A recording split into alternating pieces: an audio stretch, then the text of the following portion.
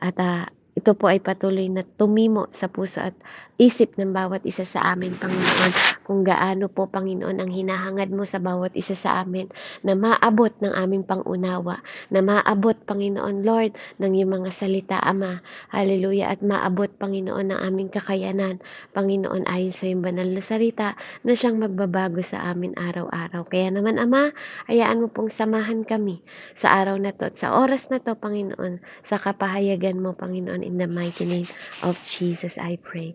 Kaya, Panginoon, sa iyo po namin ibinabalik ang lahat ng papuri, kasangkapanin mo lang ako, gamitin mo lang ako, samahan mo lang ako, Panginoon, at maranasan namin ang presensya mo ngayong oras na to. Itago mo ako sa iyong likuran, ikaw pong patuloy na maparangalan, Ama, sa pangalan at dakilang pangalan ng iyong anak na si Kristo, patuloy mong parangalan, O God, in the mighty name of Jesus, sa ngalan ng Ama, Anak, at Espiritu Santo.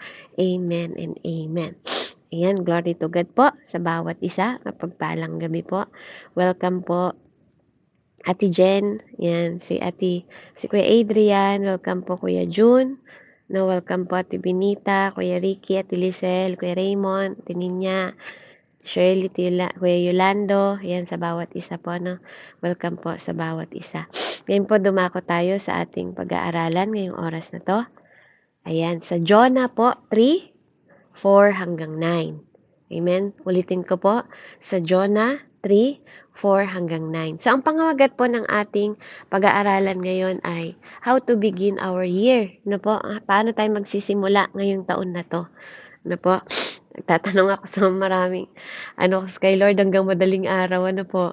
So, ito po talaga siguro yung gusto ng Panginoon na ihayag sa atin, sa bawat isa. Siguro po, may kinakatok sa inyo or siguro po hindi nyo pa hinahakbangan hanggang ngayon ito, kaya patuloy na pinapa-remind sa atin ng Panginoon.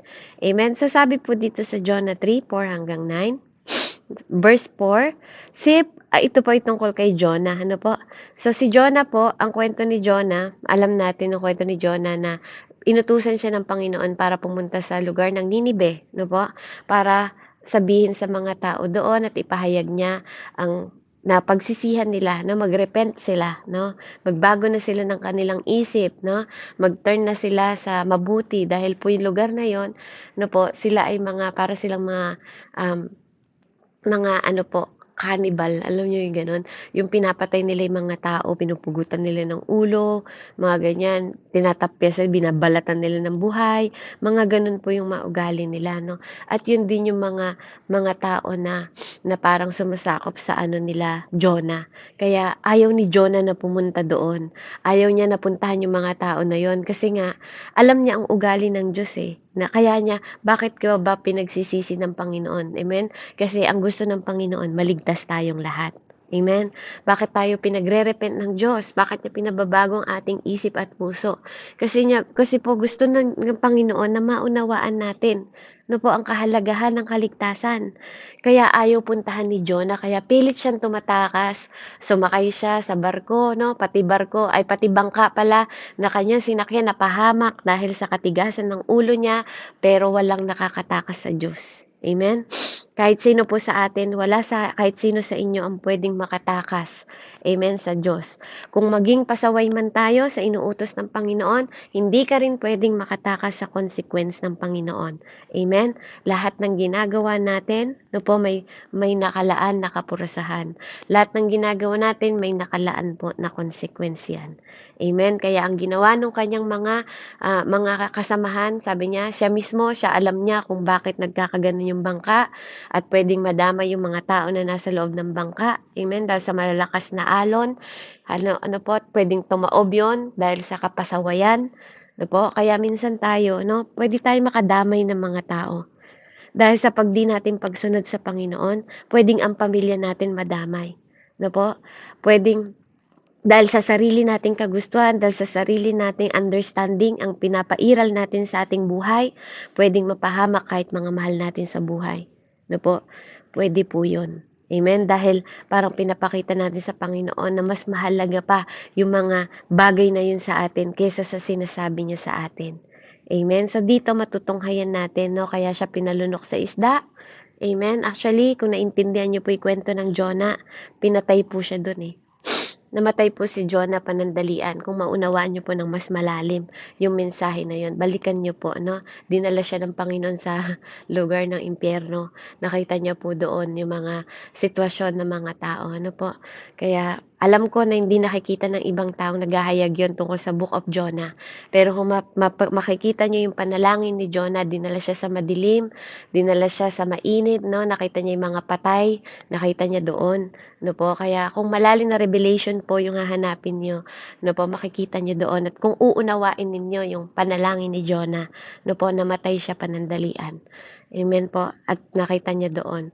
At nang naalala ko ang Panginoon, sabi niya sa panalangin niya, tumawag ako sa kanya. Kaya po bumalik siya sa kanyang buhay, ano, binalik ng Panginoon yung buhay niya. At ito po yung sumunod na pangyayari. Sabi niya, siya pumasok sa lungsod, verse 4 sa Jonah 3. Siya pumasok sa lungsod, pagkaraan ng maghapong paglalakad, malakas niyang ipinahayag, gugunawin ang Ninibe, pagkaraan ng 40 araw. Verse 5, naniwala ang mga taga roon sa pahayag na ito mula sa Diyos. Kaya nag-ayuno silang lahat at nagdamit ng panluksa bilang tanda ng lubos na pagsisisi at pagtalikod sa mga kasalanan. Amen? Nakita niyo po doon? Pagtalikod sa kasalanan. Verse 6, nang mabalitaan ito ng hari ng Ninibe, bumaba siya sa kanyang trono, naghubad ng balabal, nagdamit ng panluksa at naupo sa abo. Verse 7, at ipinasabi niya sa mga taga-Ninibe, ito'y utos ng hari at ang kanyang mga pinuno. Walang dapat kumain ng anuman, wala ring iinom maging tao o hayop. Verse 8, lahat ng mga tao at hayop ay magdamit ng panluksa. Taimtim na manalangin sa Diyos ang bawat isa. Pagsisihan ng lahat ng nagawa nilang kasalanan at iwan ng masamang pamumuhay. Last verse, verse 9. Baka sa paraang ito'y mapawi ang galit ng Diyos. Magbago siya ng kanyang pasya at hindi na niya ituloy ang balak na pagpatay sa atin. Amen?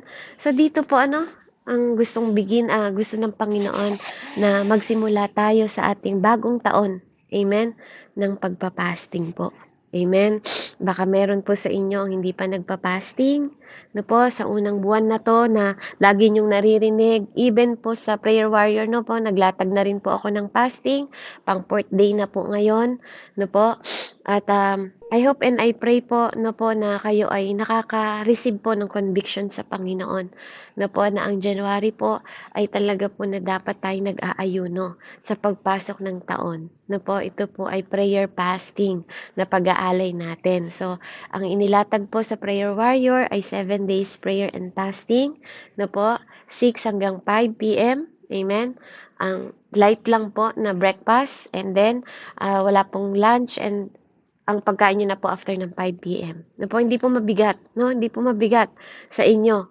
At tubig lang po, no? Tubig po ang iinumin hangga't maaari. No po, kasi alam nyo po ang tubig po ay nakakatulong sa paglilinis at pagka-cleanse ng ating mga katawan. No po, ang tubig ay malaking bahagi po ng part ng mundo. No po, and ganun din po sa katawan natin. Halos 70 or 80% po bahagi ay tubig sa loob ng katawan natin. Ano po, kaya yung mga matatakaw, yung mga may diabetes dyan, no, ayaw nyo pang magpa-fasting, no, kain pa rin kayo ng kain ng matatamis, no, at naku po, hindi nyo inaalagaan yung mga katawan ninyo, mga high blood dyan, high blood na po, hindi pa rin inaalagaan yung mga katawan. Amen. Sa mga may sakit po, no, kayo ay exempted sa pagpapas, pero matuto din po kayong disiplinahin ng pagkain ninyo, no po, dahil ang templo na yan ay hindi sa inyo. Kung kayo po ay talagang born again na, no po, yan ay hindi sa inyo. Yan po ay pinagkatiwala lang ng Panginoon sa inyo. At kasalanan po na baliwalain din, no po, ang salita ng Panginoon. Kasalanan din na abusuhin ng katawan sapagkat hindi ba ninyo nalalaman, sabi niya, na ang inyong katawan ay templo ng Panginoong Hesukristo? Amen. So ang first first point natin, fasting is a sign of turning away from sin. Diba po?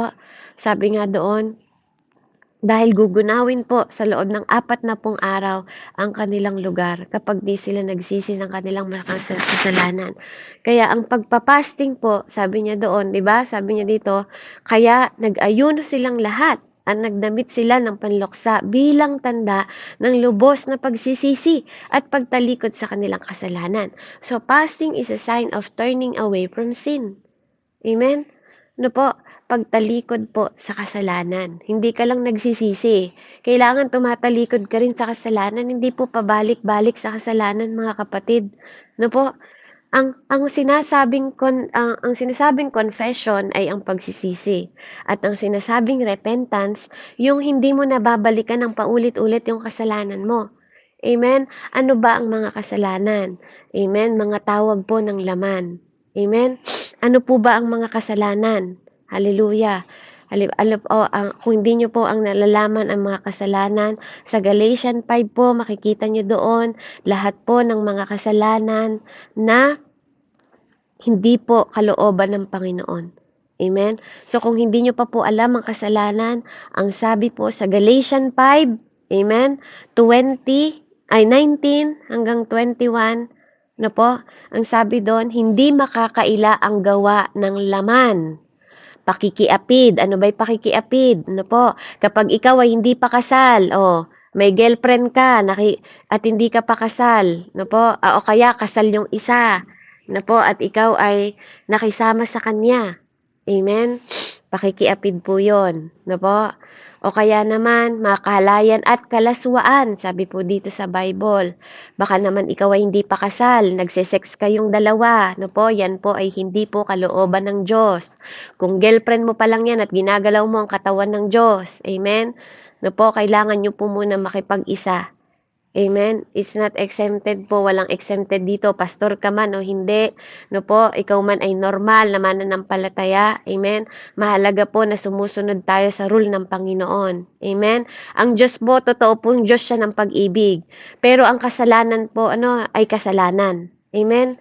Ano po, alam natin yan, at wag nating linlangin ang ating mga sarili. Amen, na tayo po, sabi nga, kung totoong nagmamahal ka sa Diyos, sabi niya sa John, no po, nag-o-obey ka rin sa mga gusto ng Panginoon. No po, totoo pong masarap makipag-sex, totoo po yan, no po, pero ang sex po ay disenyo po sa mag-asawa at hindi po sa mag-girlfriend. No po, may mga panuntunan na may hangganan po at limitasyon ang bawat isa sa atin. No po, verse 20, ano ang tawag ng laman? Mga kasalanan na kamamatay, pagsamba sa Diyos-Diyosan, pangkukulam. No po, pagkapuot, pag-aaway-away, pagsiselos, pagkakagalit, at kasakiman, pagiging makasarili po, pagkakampi-kampi, at pagkakabahabahagi, division. Amen? 21, pagkainggit at pagpatay, no? Pagkainggit po, bakit sinunod yung pagpatay doon? Minsan kasi pag naiinggit ka po sa iyong kapwa, pag sinisiraan mo, tanda rin po yun ng pinapatay mo siya. Amen? Paglalasing, sino pa'y nagiinom dyan? Baka may mananampalataya pa na nag-iinom. Amen? Walang habas na pagsasaya o yung sobrang saya din po pala, no? Hindi na natin namamalayan. Pag sobrang saya na rin tayo sa mga bagay na hindi kalooban ng Panginoon, ay kasalanan din sa Kanya. At iba pang katulad nito. Ito po'y warning. Muli ko kayong binabalaan. Ang gumagawa ng mga ito, no po, binasa ko na po. Ang mga gumagawa ng mga ito ay hindi magkakaroon ng bahagi sa kaharian ng Diyos. Uulitin ko po, ay hindi magkakaroon ng bahagi sa kaharian ng Diyos. Amen? Subalit, ano dapat yung dapat nating taglayin? Subalit, ang bunga ng Espiritu, kung ikaw ay na-born again na, ito na po yung mga ugali mo dapat. Pag-ibig, kagalakan, kapayapaan, pagtsatsaga, kabaitan, kabutihan, katapatan, kahinahunan, at pagpipigil sa sarili. No po? Kaya yung sinasabing hindi mapigilan ng sarili, yung sinasabi na hindi mo gustong gawin, nagagawa mo pa rin. Hingin mo yung bunga ng banal na espiritu para makuha natin yung pagpipigil sa sarili. No po? Ang buhay po is a choice. Pag gumawa ka ng kasalanan, choice mo pa rin yan. No po, meron na tayong binigay na kapangyarihan ng Diyos para pigilin po ang ating sarili sa mga bagay na hindi natin gustong gawin. No po, meron tayong kapangyarihan na pigilan at humingi tayo ng tulong sa Panginoon para mapaglabanan po yung mga bagay na yan, lalo na yung mga tawag ng laman. No po, Kung ikaw ay manginginom, na addict ka sa alak, no, hingin mo sa Diyos. No, yung disiplina sa sarili. Kung ikaw ay may sakit na, may diabetes ka na, meron ka ng high blood, meron ka ng sakit sa puso, meron ka sakit sa puting dugo mo, 'di ba? Sa kidney mo, sa ano pang sakit na meron ka, 'di ba? Kailangan din po ang disiplina niyan. Sakop din po 'yan ng disiplina, no po? O sa mga diabetes, amen. No po, yung mga kinakain, disiplina din po ang kailangan diyan. No po, minsan hindi lahat nakukuha sa prayer. Minsan po kailangan din ng disiplina sa sarili. Amen? At sinasabi po dito no na ito po ito ay alalahanin natin. Na po alalahanin natin. Na po huwag tayong maging palalo, sabi niya. No, binigyan po tayo ng buhay ng banal na espiritu. Paki-mute po yung mga bagong pasok na hindi naka-mute. Sabi niya, kung binigyan tayo ng buhay ng espiritu, mamuhay rin tayo ayon sa espiritu. Sabi po, dahil ang namumuhay sa espiritu ay mabubuhay ng walang hanggan at ang namumuhay sa laman na po mamamatay at mapaparusahan. No po? Sabi niya, alam niyo po wag nating isipin lagi na God is love, no? Totoo po 'yon. Totoo pong ang Diyos ay pag-ibig, pero kapatid, na po, may mga requirement din ng Panginoon. Yes, mabiyaya ang Diyos, pero may binigay din siyang mga panuntunan sa atin para po ating maalala ang kanyang pagka-Diyos. Kung totoong Lord siya sa iyo, no, wag po tayong abusado. Kung totoong Lord po siya sa atin, no po, at totoong nagmamahal tayo, nag-o-obey po tayo, at meron tayong takot sa Kanya. Amen? Yun ang buong katungkulan ng tao. Nagkakaroon po tayo at nagpapasailalim tayo sa kapangyarihan ng ating Panginoon. Sabi niya nga po sa verse 26 sa Galatians 5, na po, basahin niyo po, baka sabi niya, sabi ko lang, huwag tayong maging palalo. Anong sabi? Huwag tayong maging matigas ang ulo. O huwag tayong magyayabang sa Diyos. Sabi niya, huwag nating galitin ang isa't isa. At huwag rin tayong mainggit sa isa't isa. Amen? Wala po tayong dapat kainggitan at wala din tayong dapat ikagalit at maging kagalit-galit tayo sa ibang tao. No po? Kaya, napakahalaga po na ito po ay sinasaalang-alang nating lahat. Ano po, kaya ang fasting po is a sign of turning away from the sin. At yun po yung mga kasalanan na sinasabi sa atin. No po, kung nakakalimutan nyo, yun po ang mga kasalanan na nakakamatay. Amen? No po, dahil ang kapalit ng kasalanan ay kamatayan. Yan po ang sabi ng Panginoon sa Roma. Amen. Huwag niyo pong kakalimutan yan. Hindi dahil mga Kristiyano kayo, baka tatak lang po sa atin na tayo ay Christian tapos hindi tayo born again. Amen. Kasi ang born again lang ang talagang makakakita ng kaharian ng Panginoong Diyos. Amen. Totoo pong maraming kumikilala sa Diyos.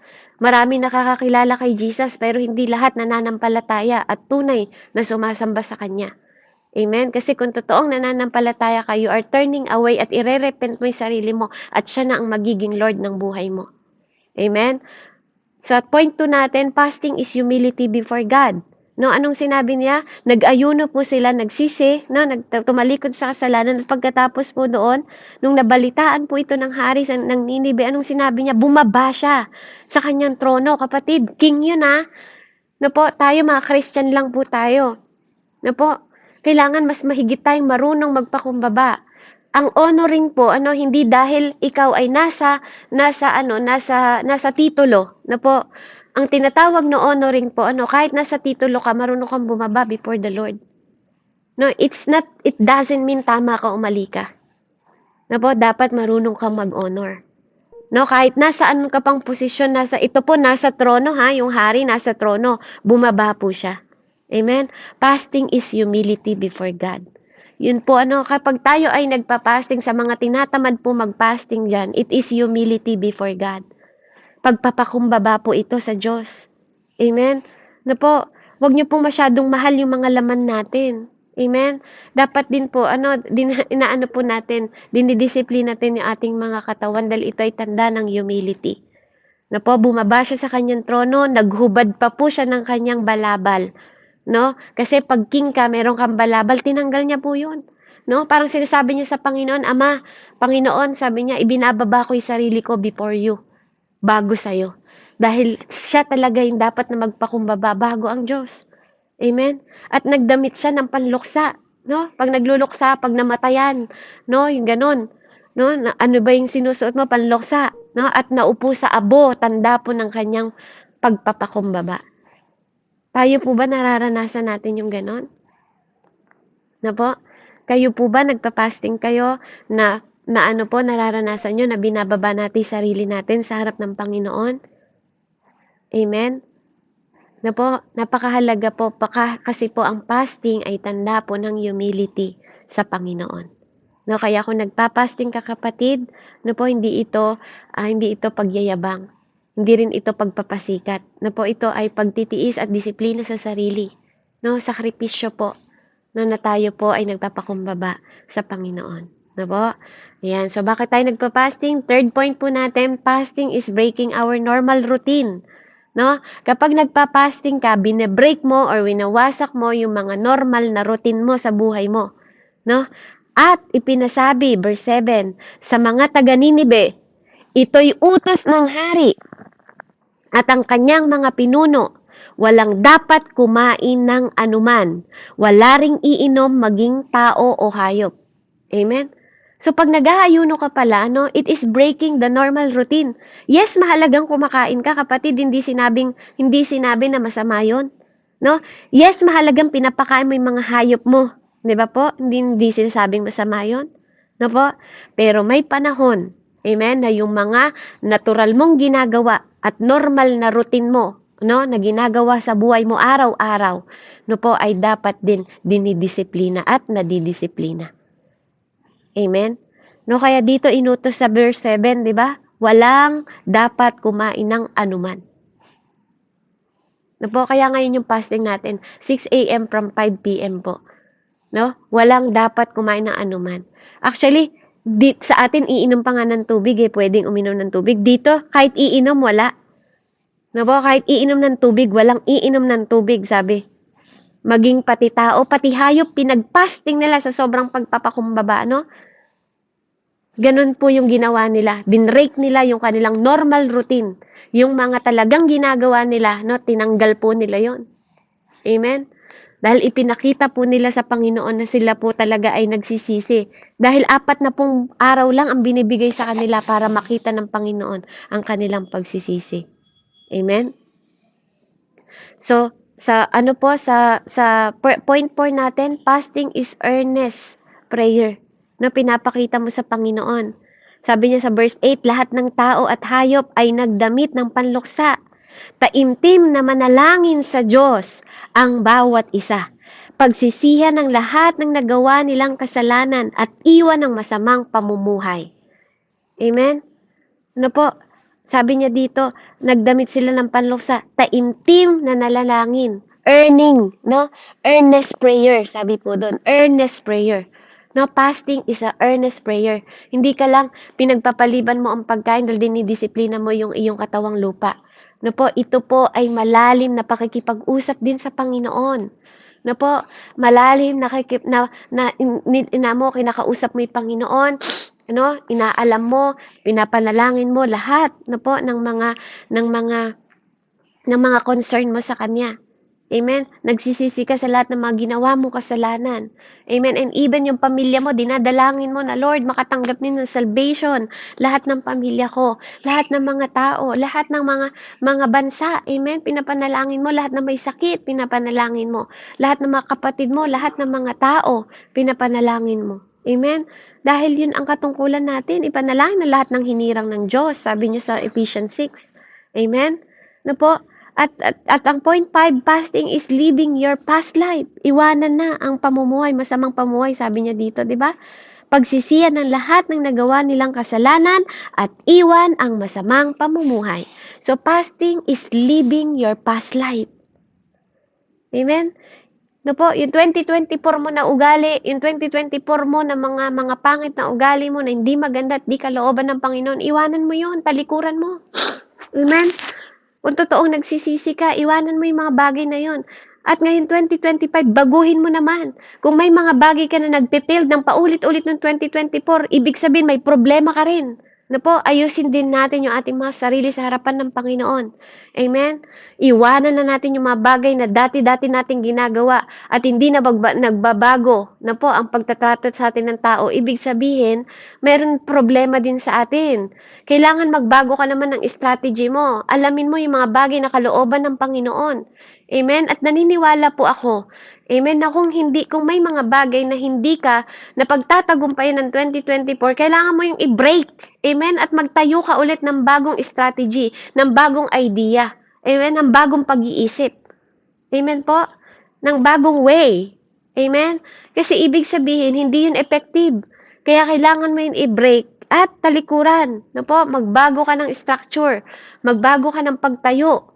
Amen? Iwanan mo lahat ng mga hindi magagandang habit noong 2024 at baguhin po ang ating mga nakalipas na buhay. Amen? Sa pag-uugali din po, even sa pamilya. Amen? Baka po tayo ang bubuti natin sa ibang tao, ang bubuti natin sa pulpito, 'di ba? Tapos sa mga asawa lang natin, hindi kung masigawan natin mga asawa natin, kung masermonan natin yung mga asawa natin, walang pakundangan tapos nagahayag tayo ng pag-ibig ng Diyos. Amen? No po? Hindi mo nga mamahal yung asawa mo na nandyan sa tabi mo, hindi mo nga siya marespeto eh. 'Di ba? 'Di ba? Kahit ano pong katayuan natin, ano man po ang sitwasyon natin, even tayo ay mga pastor pa, ano man po ang katungkulan natin, it's not about title. It's about how you love your neighbor. No, hindi mo lang yan neighbor, yung asawa mo hindi mo lang yan neighbor, kakambal mo yan. Amen? At ngayong bagong taon na to, kung dati-dati hindi mo siya matrato ng mabuti, hindi ka maging katapat sa kanya, even sa maliit na bagay, hindi mo maipagtapat sa asawa mo. Maliit na bagay, pinagdadamot mo sa asawa mo. Amen. This 2025, baguhin natin yon. No po, hindi magandang pag-uugali yon. Sabi nga, itrato mo, mahina ang mga babae, itrato ng mga lalaki ang kanilang mga asawa. Tulungan nila natin ang mga asawang babae, sabi niya sa Ephesians. Amen? Kung ikaw naman ay babae, na ikaw nang nakamanampalataya at nakakakilala sa Panginoon. Amen? Itrato mo ang iyong asawa na parang si Jesus Christ. Diba? Sabi po, na parang church. Amen? Diba po? Ganun ang bilin sa atin ng Panginoon. Kaya napakahalaga sa loob ng tahanan natin, nakikita po una sa lahat ang ating mga pag-iwan sa mga nakalipas na pag-uugali natin. Yung pagiging magalitin natin, walang timpi sa sarili. Amen? Walang disiplina sa sarili. Pagbulyaw-bulyaw, madaling magalit. Amen? No po? Yan po ay pinapaalala sa atin ng Panginoon na tayo ay maging patient.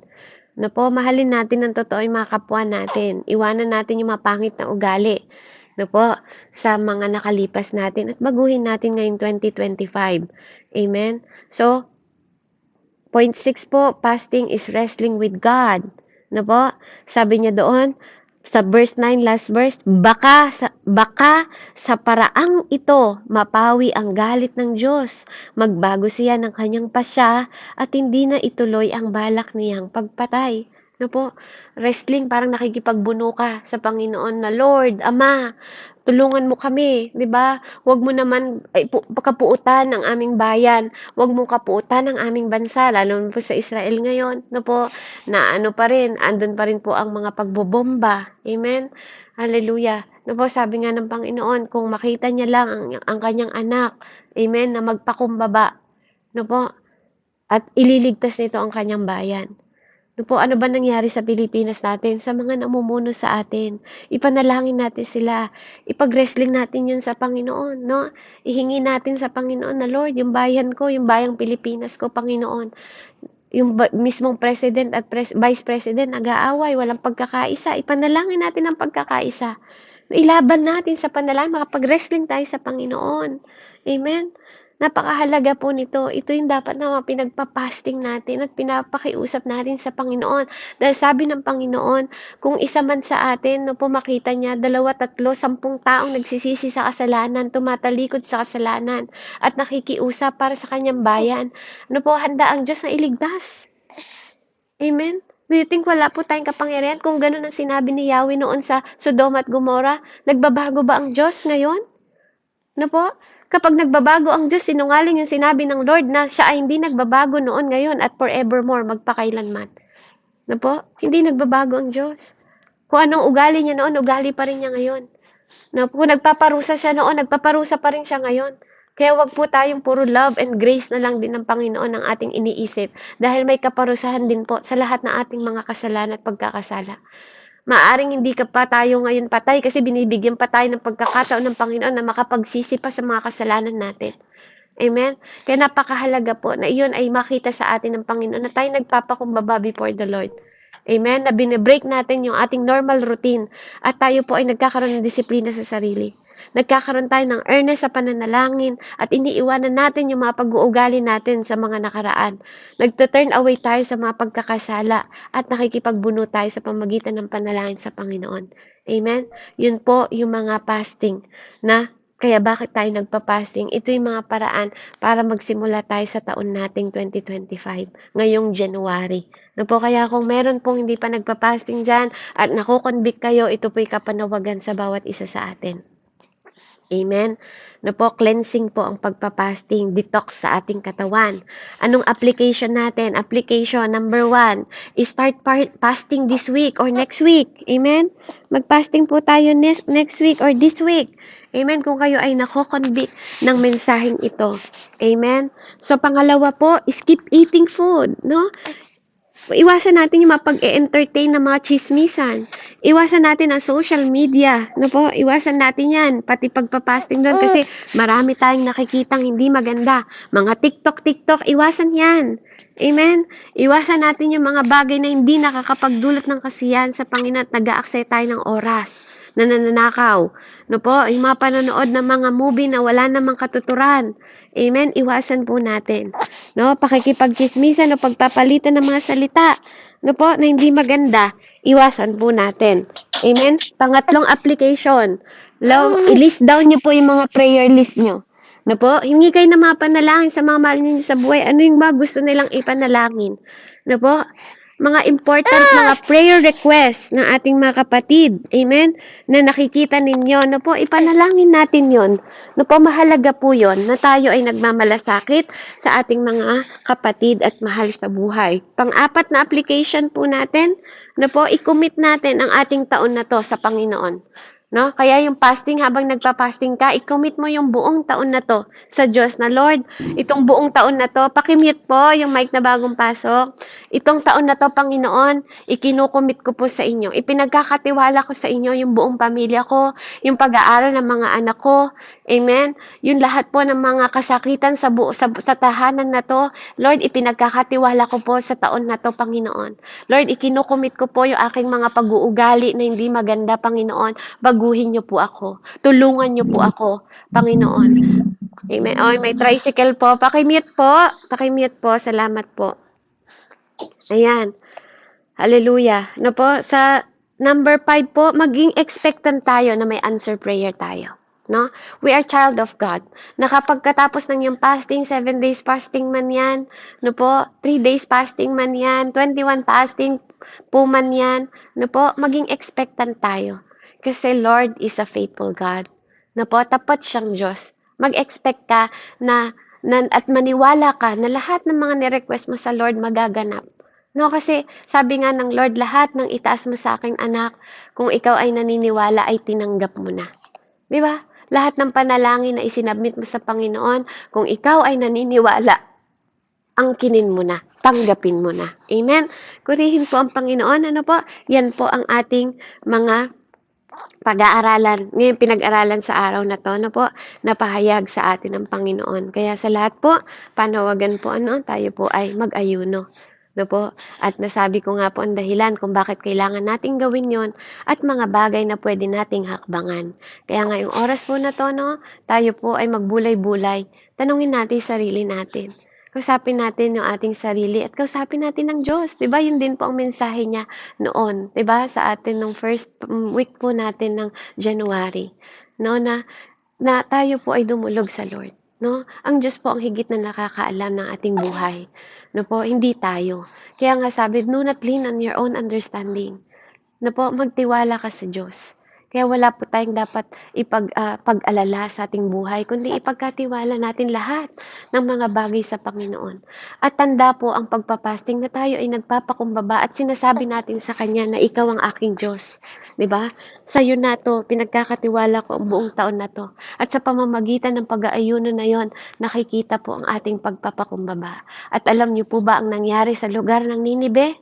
Pinatawad po sila ng Panginoon. na po, at ibinalik ng Diyos na po ang kanyang pag-ibig sa lugar ng Ninibe. No? Yun yung ayaw na ayaw mangyari ni Jonah. Alam niya kasi na ang Diyos ay mahabagin at mabiyaya.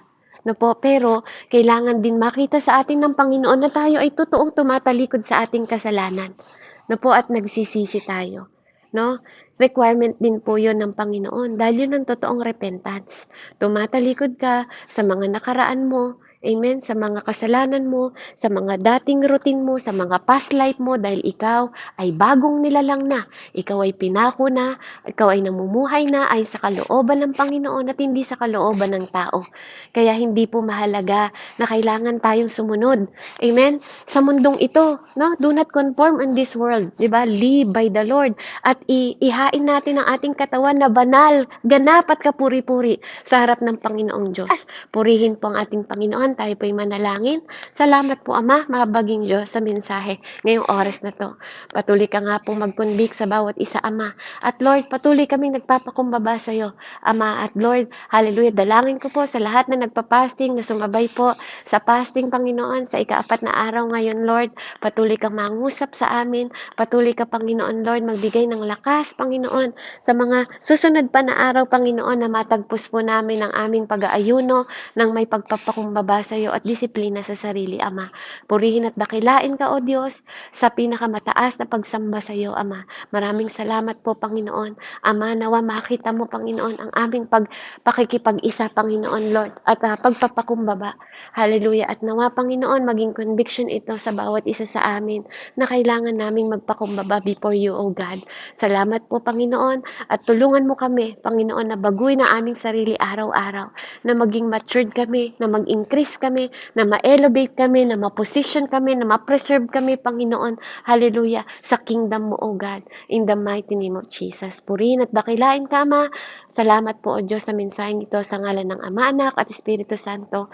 Pagpapala po ang nawang matanggap ng bawat isa sa amin mula sa iyo, sa pangalan ni Jesus. Amen and amen. Glory to God po, and God bless po.